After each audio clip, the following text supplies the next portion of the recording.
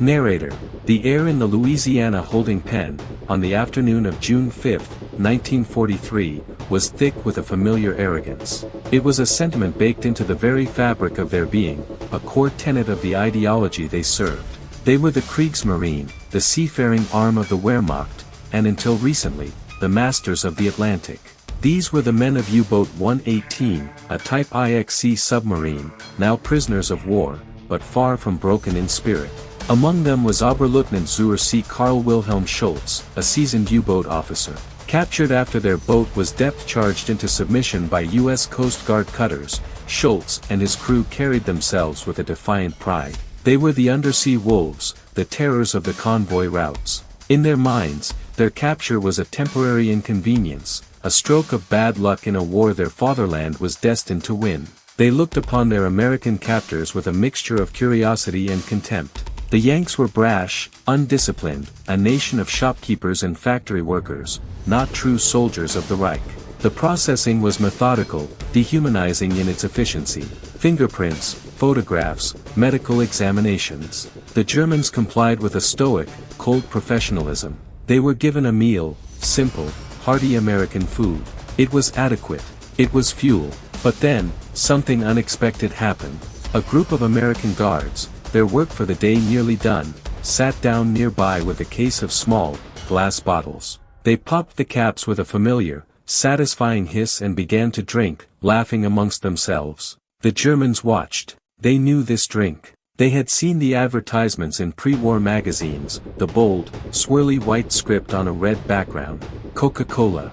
In the Germany of the 1930s, it had been a popular, fashionable beverage, a symbol of modern American vitality.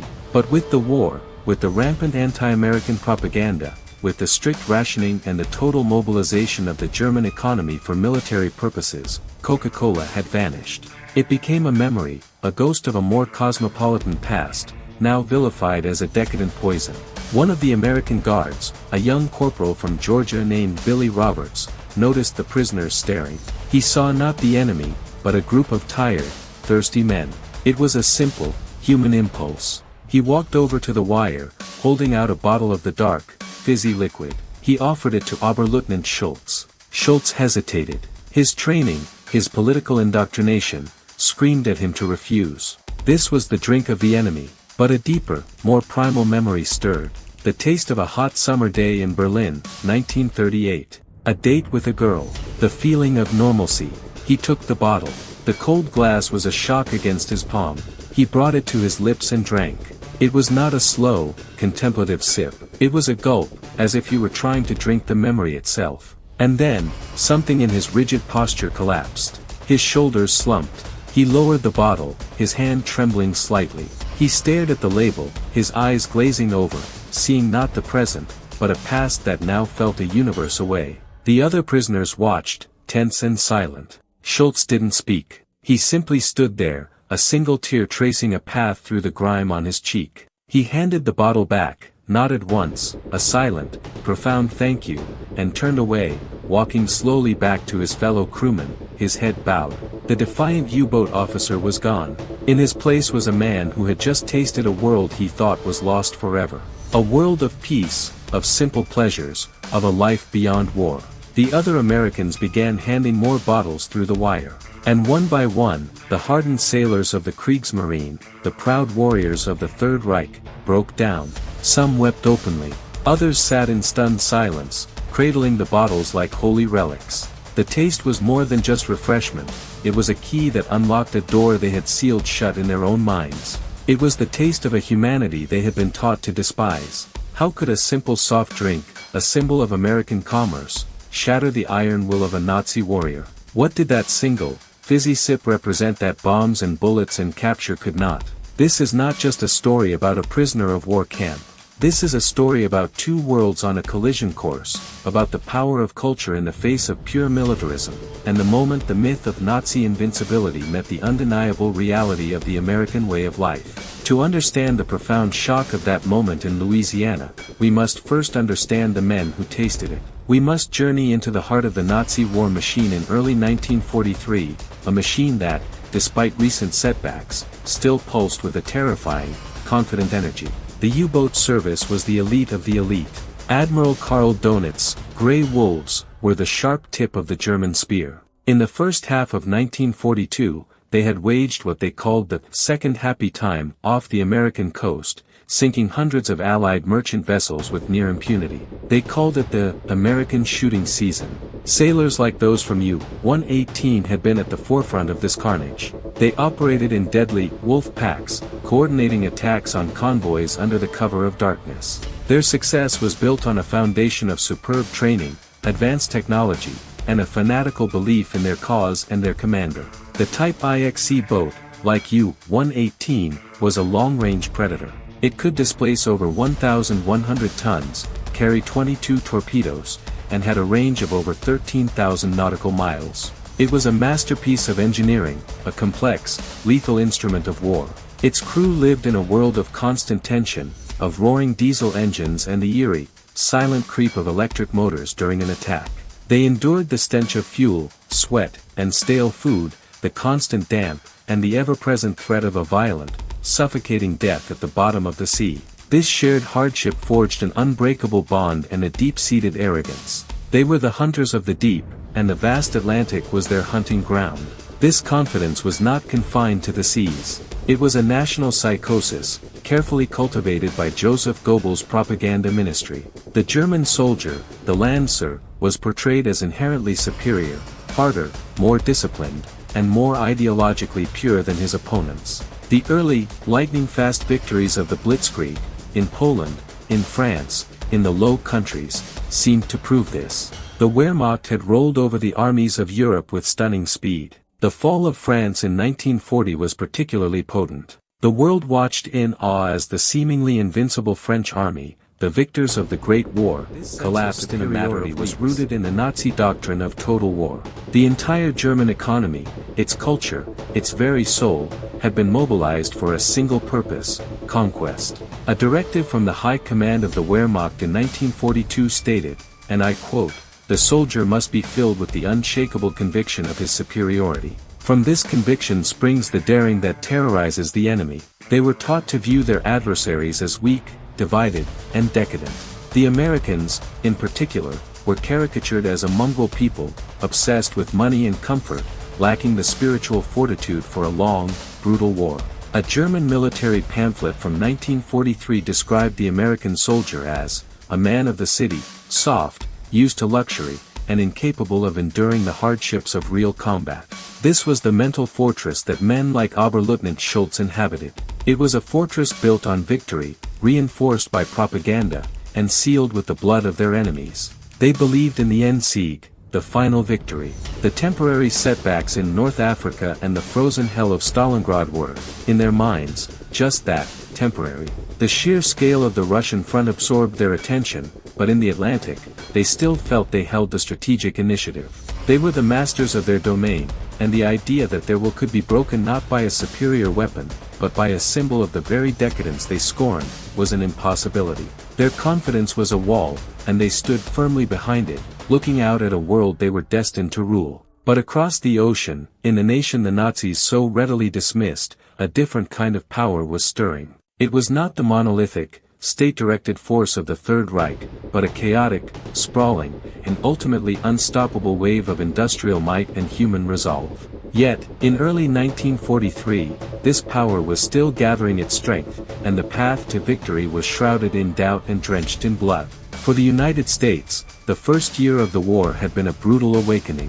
The attack on Pearl Harbor was a shock, but the immediate aftermath was a cascade of disasters. The fall of the Philippines, the surrender of tens of thousands of American and Filipino troops at Bataan, the loss of Guam and Wake Island, it was a string of humiliations. In the Atlantic, the situation was dire. U-boats patrolled with impunity, sometimes even within sight of the lights of American coastal cities. The glowing silhouettes of merchant ships against the lit-up shoreline made them perfect targets. The period from January to June 1942 saw over 360 ships sunk off the East Coast. The Americans called it the Torpedo Junction. The sea lanes were becoming a graveyard. The mood on the home front was a mixture of grim determination and deep-seated anxiety. Rationing bit into daily life. Sugar, coffee, meat, tires, gasoline, all were strictly controlled. Families displayed blue stars in their windows, representing sons and husbands in uniform. Too often, those blue stars were replaced by gold ones, signifying a life lost. The letters home from soldiers and sailors spoke of this struggle. A young ensign on a destroyer escort in the North Atlantic wrote to his parents in March 1943, "We play a deadly game of cat and mouse out here, but most of the time, we feel like the mice. The sea is so vast, the enemy is invisible, and we are just waiting for the torpedo that we might not even see coming. Morale is functional. We do our jobs, but the strain is immense." The Allied war effort was a fragile coalition, fraught with tension and competing priorities. The Americans favored a direct, cross-channel invasion of France as soon as possible. The British, haunted by the memories of the Somme and Passchendaele, urged a more cautious, peripheral strategy, striking at the soft underbelly of Europe. The Soviets, bearing the brunt of the German war machine, demanded a second front now, accusing their allies of letting them bleed. This strategic disagreement caused friction at the highest levels. And yet, from this cauldron of fear and friction, a new resolve was forged. It was crystallized by the very arrogance of the enemy. The Nazi ideology, with its blatant racism and thirst for domination, made the war, for America, a moral crusade. This was not just a fight for territory, it was a fight for an idea. President Franklin D. Roosevelt had articulated this in his "For Freedoms" speech even before the U.S. entered the war: freedom of speech, freedom of worship, freedom from want, and freedom from fear. This vision stood in stark contrast to the totalitarian darkness spreading across Europe and Asia. The American soldier, the GI, was not a politically indoctrinated warrior. He was a civilian in uniform. He was a farmer from Iowa, a factory worker from Detroit, a teacher from Georgia. He fought not for Lebensraum or the glory of a Führer, but for the world he had left behind. He fought for his hometown, for his family, for a Saturday night date at the drugstore soda fountain, for the simple, unremarkable freedom of having a Coke with a friend. This was the American way of life that the Nazis so misunderstood. They saw it as softness. In reality, it was the very thing worth fighting for. It was a resilience born not of blind obedience, but of personal investment. The American war machine was slow to start, but once its industrial and human engines fired in unison, it would produce not just weapons, but an entire ecosystem of supply, support, and a culture that would prove to be one of the most potent weapons of the war.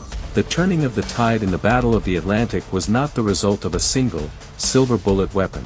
It was a symphony of innovation, a relentless, multifaceted effort that slowly, then suddenly, strangled the U-boat threat. While the Germans relied on the tactical brilliance of their wolf packs, the Allies waged a war of science, engineering, and industrial production on a scale the world had never seen. The first and most crucial element was intelligence. The Allies had a secret weapon that remained hidden from the Germans for most of the war: the ability to read their most secret communications. The British codebreakers at Bletchley Park had cracked the German Enigma cipher machine.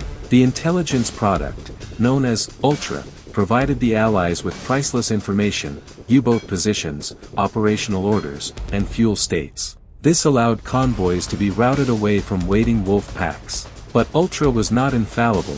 The Germans periodically changed their codes, creating blackouts of intelligence that could last for months. The capture of Enigma machines and codebooks from captured U-boats, like U-559, which was seized by British sailors in a deadly boarding action in October 1942, was vital to maintaining this edge. But intelligence alone could not win technology and tactics. The most important of these was the centimetric radar. Early radar was bulky and had poor resolution, but the development of the cavity magnetron, a British invention mass-produced by the Americans, led to radar sets that were small enough to be carried by aircraft and could detect something as small as a U-boat's conning tower, even in poor visibility or at night.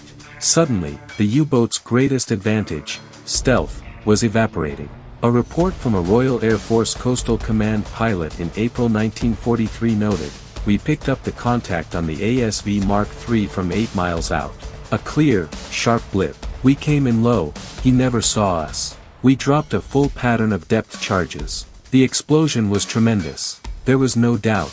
Alongside radar came the Lee light, a powerful airborne searchlight that illuminated U-boats on the surface at night, turning them from hunters into helpless targets. At sea, the Hedgehog spigot mortar was a revolutionary ahead-throwing weapon. Unlike depth charges, which were dropped off the stern and allowed the U-boat time to maneuver, the Hedgehog fired a circular pattern of 24 contact-fused bombs ahead of the ship. A hit was almost always fatal. Then there was the sheer industrial output. The Allies realized that winning the Battle of the Atlantic was a numbers game. They built merchant ships faster than the U-boats could sink them. The American Liberty ships, once described as dreadful-looking objects, were built in just 42 days on average. They were the workhorses of the sea, ugly, slow, but desperately needed. At the same time, a massive building program for dedicated escort vessels, destroyer escorts, frigates, and corvettes, swelled the Allied fleets. These ships were not glamorous, but they were tough, nimble, and equipped with the latest anti-submarine technology. Finally, there was a tactical revolution, the support group. Instead of keeping escort vessels tied to a single convoy, fast, hunter-killer groups, often built around a small escort carrier, were formed. These groups were free to roam the Atlantic, guided by ultra-intelligence, to actively hunt down U-boats. They were the cavalry that could rush to the aid of a beleaguered convoy or stalk a known U-boat concentration. This combined arms approach, ultra-intelligence, centimetric radar, hedgehogs, lee lights, overwhelming ship production, and aggressive hunter-killer tactics, created a noose that tightened around Donit's wolves. The Germans, confident in their existing technology, were slow to adapt. They developed a radar detector called METOX to warn of Allied radar, but it was useless against the new centimetric wavelengths. By the time they realized what was happening, it was too late. The technological and tactical paradigm had shifted irrevocably. The Atlantic was no longer a German hunting ground, it was becoming a German killing field. May 1943, the North Atlantic, a seascape of endless gray, of towering swells and biting winds. For the U-boat crews, it was a month of growing dread, though many refused to acknowledge it. Admiral Donitz, under pressure from Hitler to show results, had ordered a maximum effort. He concentrated his wolf packs against the key convoy routes, believing a final, decisive blow could still win the day. The U-boats slid out of their concrete pens in Brest, La Rochelle, and Saint-Nazaire, slipping into the deep water, their crews tense but confident. They were the veterans, the best he had. One such boat was U-954, part of the Donau Wolf Pack. Its commander, Captain Lieutenant Odo Lowy, was a holder of the Knight's Cross, a celebrated ace. His war diary, recovered after the war, captures the mood.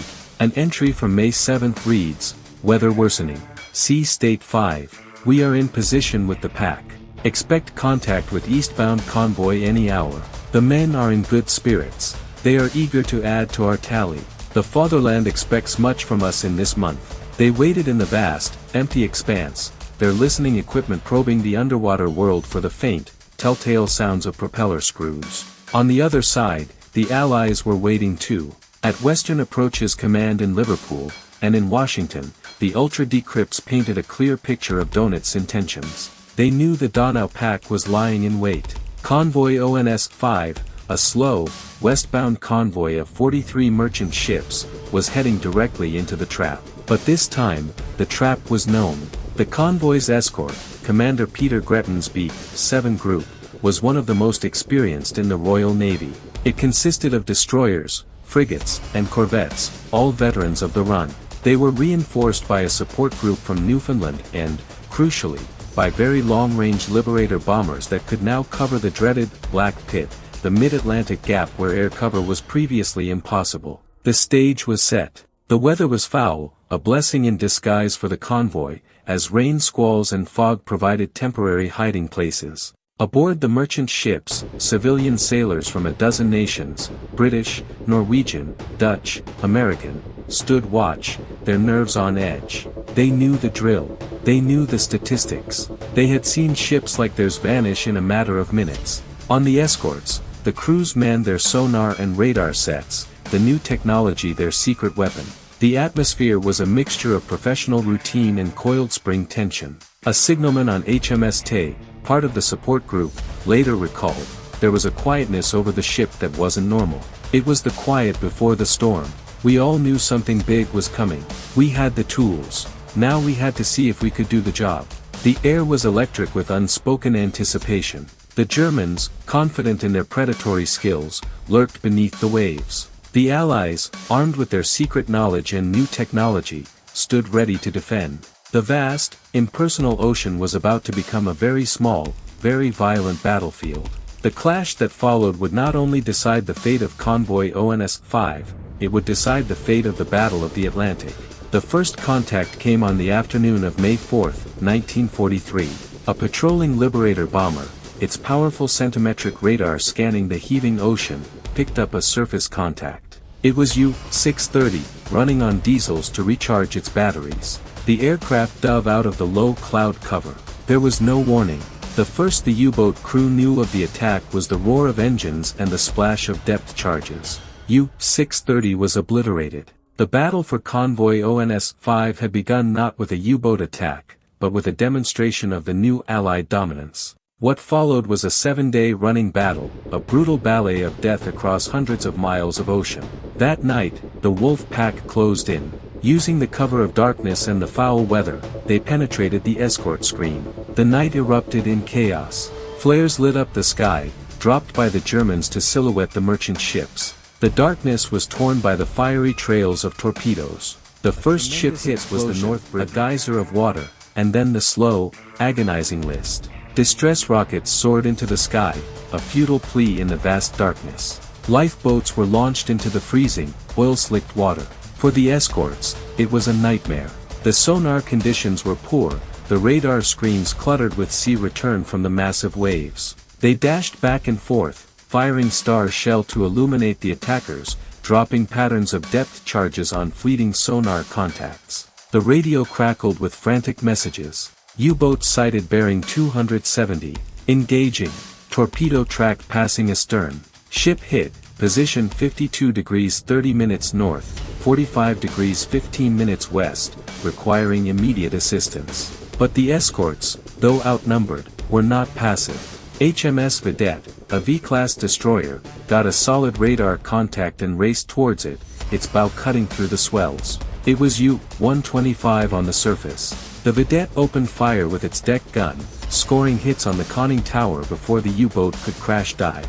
Then, it raced over the spot, delivering a perfectly placed depth charge pattern. A huge underwater explosion confirmed the kill. U-125 was gone. The battle raged for days. The convoy, like a wounded herd, pushed on through the gales. The escorts were stretched to the breaking point, their crews surviving on caffeine and sheer adrenaline. On May 5, the escorts scored another victory. HMS Loosestrife, a corvette, made a sonar contact and attacked with a hedgehog. The crew held its breath, counting the seconds. Then, a single, muffled thud, a contact hit. A few moments later, a deep, rumbling explosion shook the sea. The Hedgehog bombs had found their mark on U-192, but the Germans were relentless. They sank ship after ship. On May 6, in a daring daylight attack, they struck again. It seemed the convoy was being bled to death. The commanding officer of one of the escorts, Commander Peter Gretton, signaled to the Admiralty, escorts becoming dangerously low on fuel and depth charges. Situation critical. Then, on May 6 and 7, the balance tipped decisively. The weather cleared slightly, and the air cover arrived in force. The Liberators and Catalinas from Iceland and Newfoundland now prowled the skies continuously. For the U-boats, forced to spend more time on the surface to recharge and maintain speed, the sky became their greatest enemy. U-267 was caught on the surface by a Lee light-equipped Wellington bomber, illuminated like a stage actor, and sunk before it could dive. U-638 was depth-charged by a Liberator and sent to the bottom. The climax came on the night of May 7. The remnants of the Wolf Pack launched a final, desperate mass attack. But the escorts, now joined by the powerful support group, were ready. They formed a tight, aggressive screen around the convoy. The new tactics and technology came into their own. The HF/DF, high-frequency direction finding, allowed them to pinpoint the U-boat's radio transmissions. The centimetric radar saw through the darkness. The Hedgehogs did their deadly work. It was a slaughter. The U-boats found themselves ambushed at every turn. U-531 was sunk by HMS Vedette. U-438 was depth-charged by HMS Pelican. U-125, already damaged, was finished off by surface gunfire. The sea became a churning cauldron of explosions, burning oil, and doomed men. The coordinated wolf pack tactics, once so fearsome, had disintegrated into a panicked free-for-all. The U-boats were no longer the hunters, they were the hunted. When the sun rose on May 8, the scale of the German defeat was staggering. Convoy ONS-5 had lost 13 merchant ships, a tragic cost, but a survivable one. In return, the Allies had sunk 7 U-boats in the final few days of the battle, with several more severely damaged. It was a rate of loss that was simply unsustainable for the Kriegsmarine. The battle for ONS-5 was over. The Battle of the Atlantic had reached its irreversible turning point. The shockwaves from the defeat of the Donau Wolf Pack reverberated all the way to the Wolf's Lair, Hitler's headquarters in East Prussia. Admiral Dönitz was forced to make a painful, unprecedented decision. On May 24, 1943, he signaled his U-boat commanders, break off operations against convoy ONS-5 and withdraw from the North Atlantic convoy routes. It was a temporary order, he claimed, but every commander who read it knew the truth. The happy time was over. The age of the U-boat was, for all intents and purposes, finished. The morale of the U-boat arm, once unshakable, shattered. The survivors of the May massacres returned to port with terrifying stories. They spoke of an enemy who could see in the dark, who could hear their every radio transmission, who seemed to be waiting for them. The safe haven of the open ocean had become a death trap. A junior officer from U-954, which had been sunk with the loss of all hands, including Dönitz's own son, Peter, had written in a final, uncensored letter that was never sent but found in his locker, "We are no longer hunters. We are the quarry.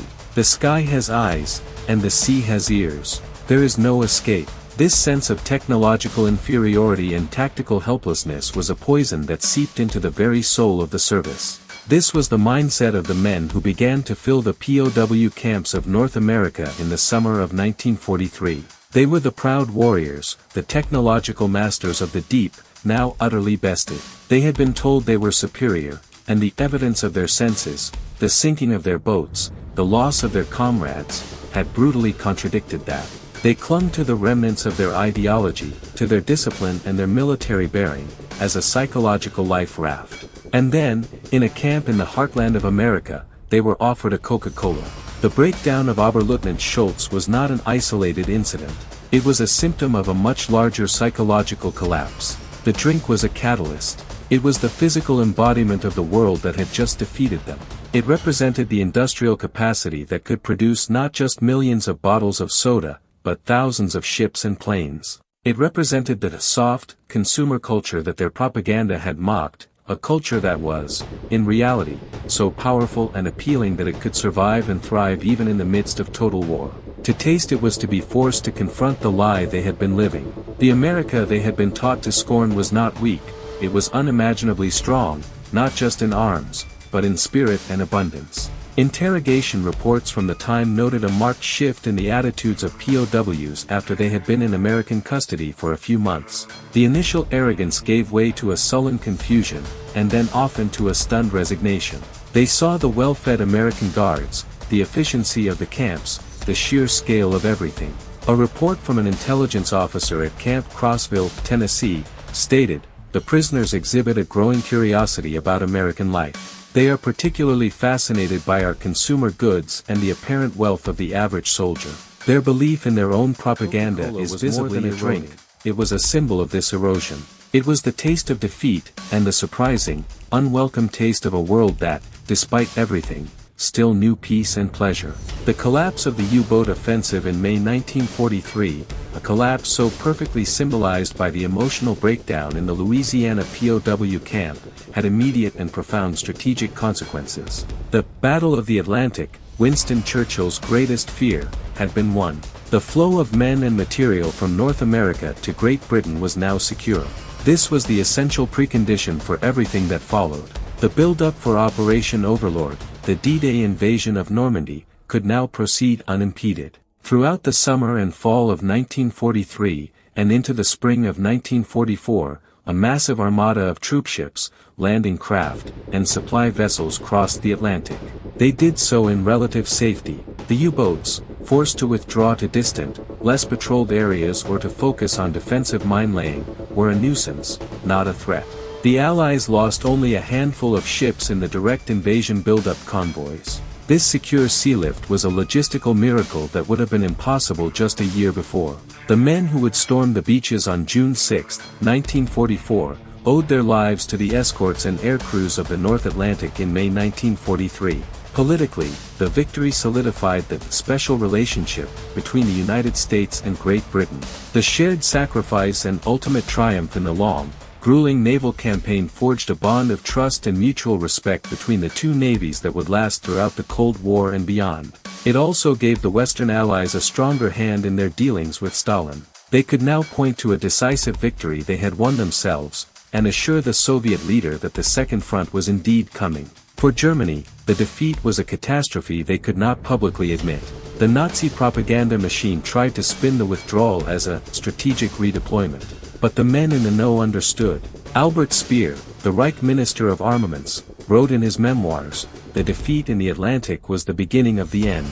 We had lost the battle upon which everything else depended." Without the ability to strangle England and prevent the American buildup, the war in the West became a hopeless battle of attrition against an enemy with infinitely greater resources. The global reaction was one of quiet relief. Newspaper headlines, which had for so long been dominated by stories of sinkings, now began to change. The New York Times ran a story on June 1, 1943, with the cautious headline, "U-boat menace receding, naval experts say."